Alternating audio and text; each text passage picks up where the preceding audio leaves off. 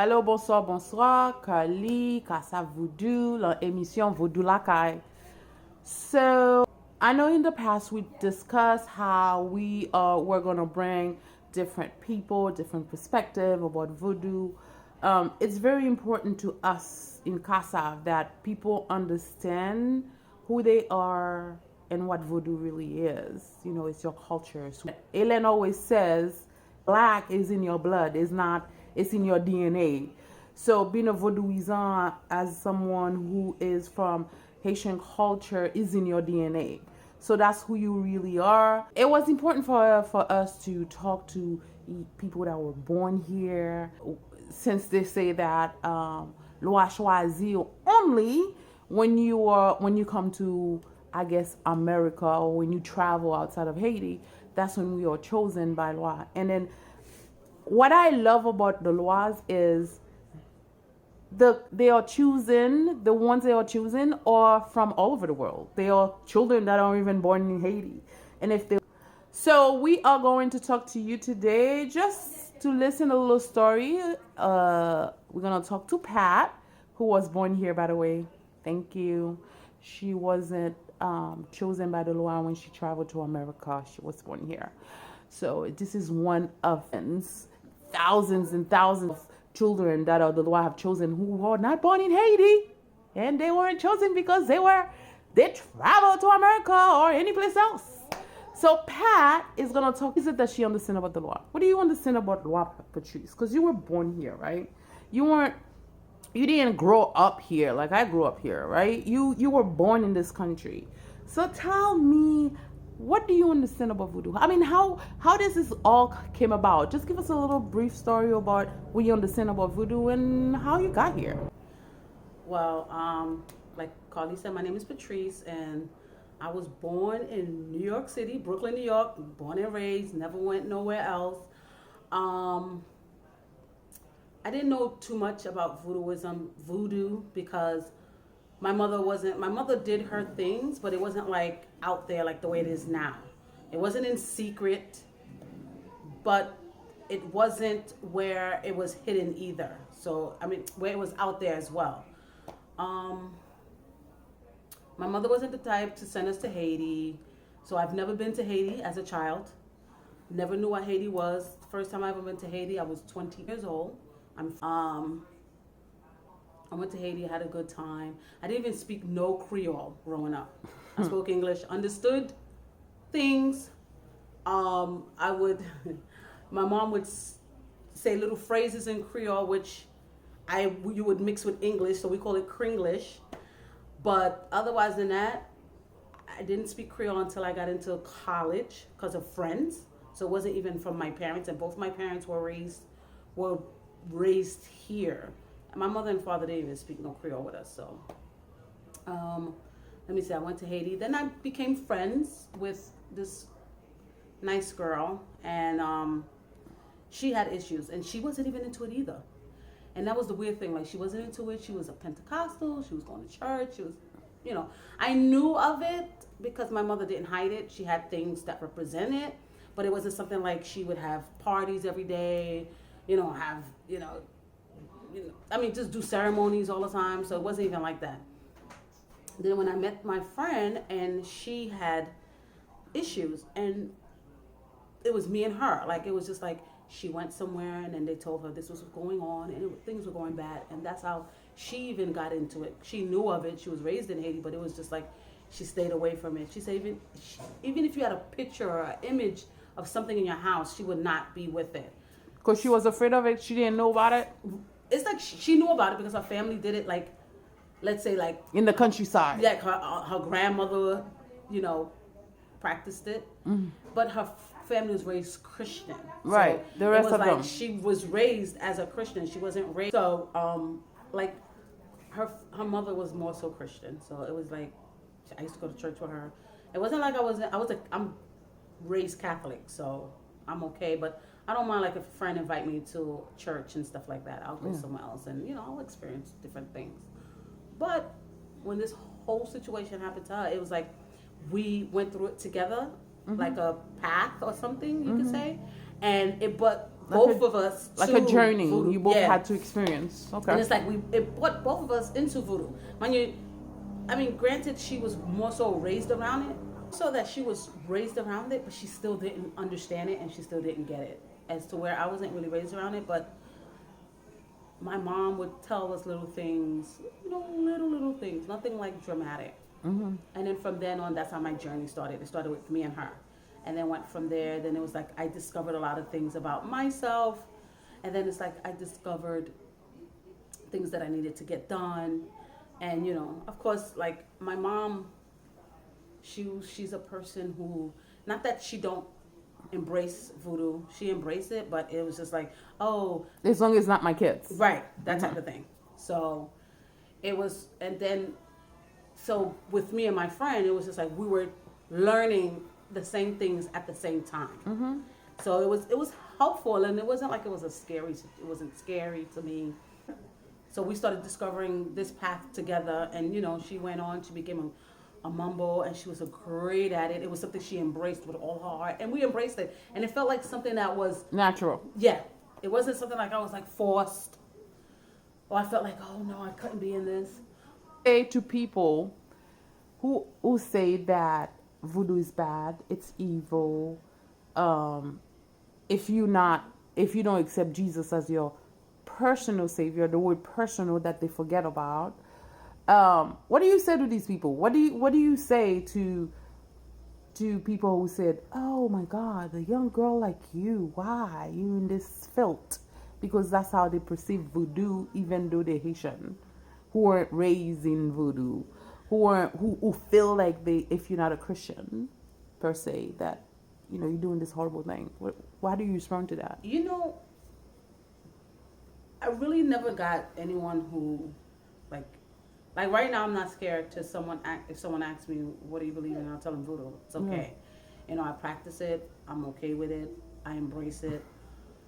But it's like when you're talking to others and we're talking about religion, and then a lot of them would say, oh, they'll talk about the Christianity and everything like that. But what's the funny thing? They all have this sense of voodoo's a big thing, so they all have to still believe in that. Because even the Christian will tell you, like I had this friend, and big Christian, and it was just like, yeah, but in Haiti, there's this, there's things like, what do you call those people? The people that walk the streets late at night and you're not supposed to. Somewhere. And I'm like, how do you know? Have you seen them? They're like, no, I know. But I'm like, you're a Christian. You believe in Jesus. You preach the word of the Lord. You say you're not scared of anything. Why are you talking about something and giving it power if you don't believe in it? Mm-hmm. But because if you're supposed to be this powerful person, right? And if you believe in prayer and all these other things so much, it's like, but then you believe there's somewhere. Oh no, they exist. It's weird to me as growing up, and I found it like, not growing up, because like I said, growing up I wasn't really. My mother didn't, like I said, have parties or anything, but we did know these things exist because they were present in our life. Mm-hmm. But I'm saying more so like in my 20s and stuff like that, and then you're meeting people from, and it's like they still telling you, yeah, these things do exist. And I'm like, how? Have you seen them? Did you see it? Have you experienced it? And they're Christian, pure Christians, and they tell you, yeah, they do. Like this guy. But don't you think it's so sad that, like, how do you feel about, you hate yourself so much, like you are maybe so brainwashed, maybe hating yourself, your culture, that you how do you talk to people like that? To What me, do you I say just to feel them? like when I'm talking to someone, like, I'm not gonna play your religion. You believe in what you believe in, but my whole thing is basically, how do you heartfully, soulfully believe in something that enslaves you, that they used to totally brainwash you, and then now you're believing in it and you're passing it down. I'm not saying like, okay, where's it, when you're in, growing up Catholic, got my communion and all that stuff, going to church, used to sing in church choir and everything, but it was just, I feel like as I got older and I started understanding and I started reading and started analyzing, and you're saying to yourself, how do we believe in this thing that the slave master used to walk around and show you passages, but you couldn't read them, but they showed you the passage and then show you where you belong. And it's to me, it's heartbroken that we as Black people idealize this Bible that they call and these stories that they give to keep you in line. And we still do it today. Like if you're talking to your children, it's like, if you don't do this, God is not going to, you still do it. And it's weird to me that I just feel like we idolize something that belittled us, that enslaved us, that enslaved us, that took from us, stole from us. Everything from that told us the way we were was the wrong way. The only question I asked them is, if Adam and Eve were the first two people on this earth, the Bible's in a third story, who was there? Because there's always had to be three people to say a story. If me, my mother, and my sister's here, and my sister's giving the story, that means she was present. Who was present? I don't know. So you think logically. You think about things. If it makes sense to you, you can agree with it. But if it doesn't make any sense to you, if there aren't, it's not, you're the kind of person who doesn't listen to hearsay. You like proof. You like to know that this really happened because it's in history, and there are things there that showed you this happened. Right. But how do you prove something when no one, like you're saying, if only two people was there who was recording all these? Right. I never thought about it that way. That's interesting that you said. And nobody could ever tell me who was there. Yeah. Nobody could ever say that. Yeah. And I just feel like when you going back to that, people who are Christian and then they tell you, why do you, you're into voodoo? Why are you into this evil thing? But let me tell you something. I have friends who come to the voodoo party on a Saturday and be at church on Sundays. Hypocrites. So it's like, I just feel like if you're gonna follow one path, follow it. Mm-hmm. Follow it fully, 100%. Don't be ashamed of it. Today I'm at the voodoo party, singing, dancing, chanting along, enjoying it, and then on Sunday you praising the Lord, the same Lord or the same preacher that's downing what you were doing on Saturday or Friday. But people like that, I feel like these people, those type of people, they're lying to themselves. How do you? I think a lot of them it's not that it's lying, it's more so confusion, because we're all young, because all of these people I'm talking about are very young people. They're not old. They're 20-something, 30-something, very young. And it's like, it's confusion. And then it starts with family. So if the family's not going to enlighten, they're going to try to get it somewhere else. And if they're used to a certain thing, they're trying to incorporate what they want to get into and then what they believe, and it's like a tug of war for them. So I'm not gonna feel bad because I went to church the next day. Right. Because that's what I don't want my mother to say you was at a voodoo party, but then you don't even go to church. So it's like, okay, I'm still gonna go to church, but I still believe in this and I feel it and I'm into it and I love it. But you know what? Let me go to church. So the church to me is basically a face just to put on, just so nobody could talk bad about me.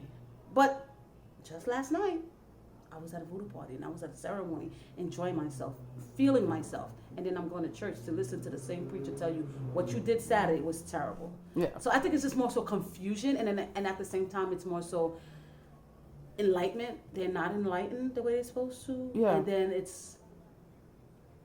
it's just basically following old traditions. Back to, you gotta go to church, you gotta do this to grow up to be good, to be a good Christian, you gotta do this and you gotta. So I think this is the conformity that they into. So it's like basically the same thing that the slave masters used to do. You need to do that voodoo in hiding, and then you need to come out to church. Yeah. So it's like, it's still slavery. It's still that mental slavery. Yeah, that brainwash, and we still, as I said, we pass it on to our children, to where sometimes we even threaten them with that Bible. You tell them, oh, God is looking at you, and God is gonna do it if you don't do this. Yeah. Get you that fear. There you go, fear of God in you. Yeah. And that's what we still do sometimes. So. Well, I do appreciate you coming in and talking to the young folks out there who are